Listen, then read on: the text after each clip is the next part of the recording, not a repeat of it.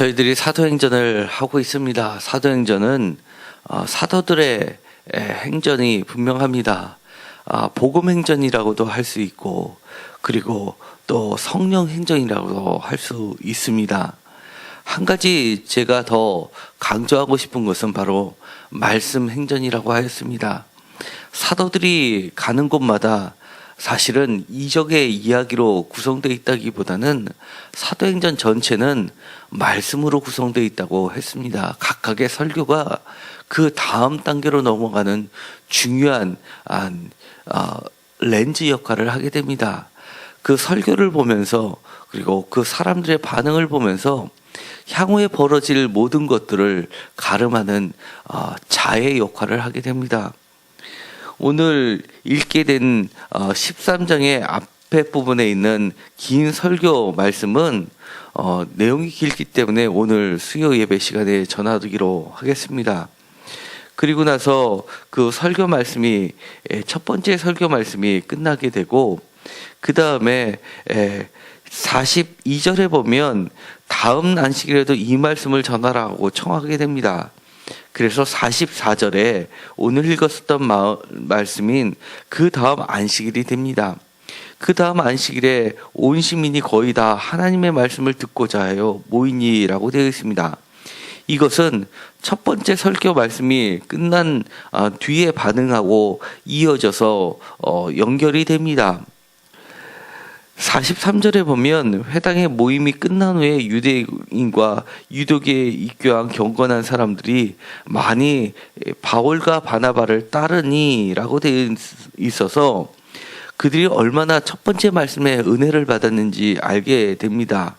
그리고 또 하나님의 은혜 가운데 있으라라고 두 사도가 권하는 말을 보아서도 이 44절에 온 시민이 거의 다 하나님을 말씀을 듣고자 하여 모인 원인을 알 수 있게 됩니다. 그런데 우리가 그 다음 말씀을 읽다 보면 앞에 말씀하고는 전혀 이해가 안 갈 정도로 반전이 일어남을 보게 됩니다.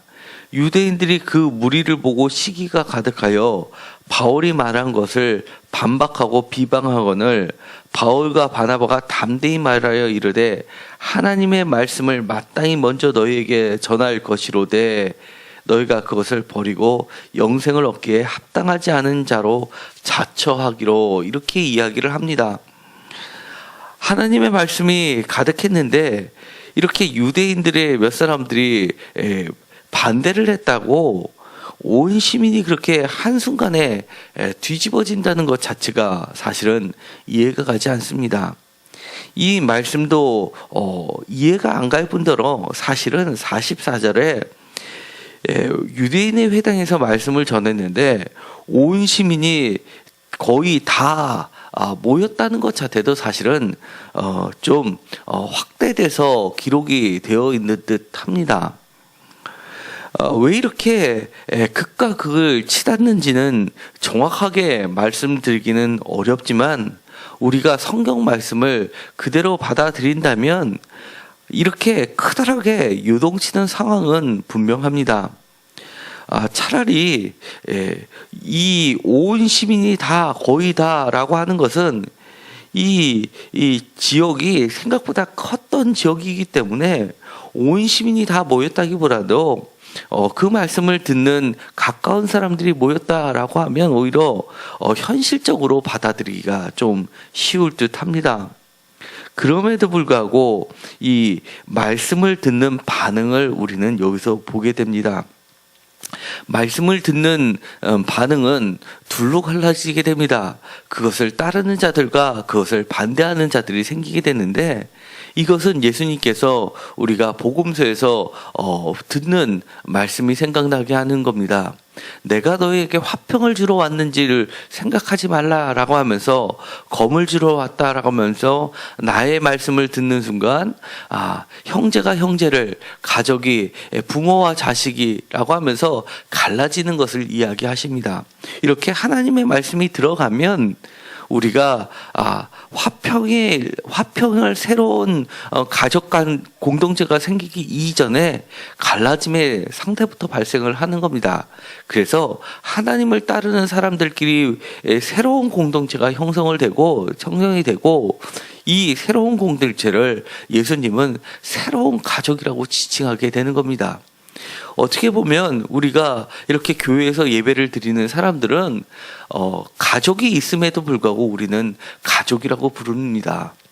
어떻게 보면 매주 모여서 예배 드리는 사람들을 보면 가족보다 더 사실은 나을 수도 있습니다. 왜냐하면 결혼하고 헤어지고 나면 형제가 매주 모이는 건 쉽지 않지만 하나님의 말씀 때문에 사실 매주 모인다는 것은 어떻게 보면 가족보다도 더 진한 공동체가 되는 겁니다. 그런데 여기서 유대인들 먼저 말씀을 들은 너희라고 지칭하는 사람들은 45절의 유대인들인데 이 사람들이 이렇게 시기가 가득 차서 바울과 바나바를 몰아내는 것을 한마디로 이렇게 이야기합니다. 너희가 시기가 가득해서 영생을 얻기에 합당하지 않은 자로 자처했다라고 합니다. 그러면서 그 뒤에 이렇게 이야기를 합니다. 중요한 말은 아닌데 우리가 이방인에게로 향하노라라고 이야기합니다. 이 이야기는 어느 정도로 중요한지는 같은 말을 3번에 걸쳐서 반복을 합니다. 우리가 이방인에게로 향하노라라고 첫 번째 이야기하고 47절의 성경 말씀을 인용한 이사야서의 말씀이 내가 너를 이방의 빛으로 삼아 너로 땅끝까지 구원하게 하리라 라는 말씀을 통해서 이방이라는 말을 두 번째로 하게 됩니다.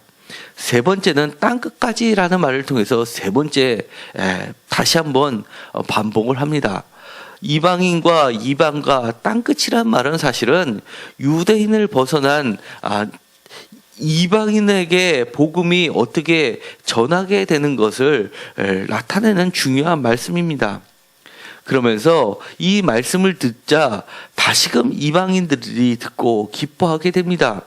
그러면서 하나님의 말씀을 찬송하며 영생을 주기로 작정지한다는 다 믿더라라고 하면서 다시 한번 반전을 이루게 됩니다. 그런데 여기서 끝나면 좋은데 또다시 또 다른 반전을 이야기합니다. 50절에 유대인들이 이제는 경건한 기부인들과 그 신의 유력자들을 심지어 유력자들까지도 힘 있는 자들을 선동해서 바울과 바나바를 박해하고 그 지역에서 쫓아냅니다. 그리고 나서는 또 한 번 상황이 역전됨을 보게 됩니다. 마치 이런 것을 보면 롤러코스터를 경험하는 것 같습니다. 복음이 전파되니까 놀라운 기쁨이 일어나고 많은 사람이 예수를 믿었는데 유대인 몇 사람들이 선동하니까 또 바닥까지 내려가고 다시 하나님의 말씀을 힘있게 전하니까 다시금 모든 사람이 기뻐하고 찬송하고 주님을 다 믿게 되는 듯한데 또다시 그들이 한마디를 또 하고 사람들을 선동하고 힘을 쓰니까 이제는 그들이 완전히 쫓겨나는 상황까지 벌어지게 됩니다.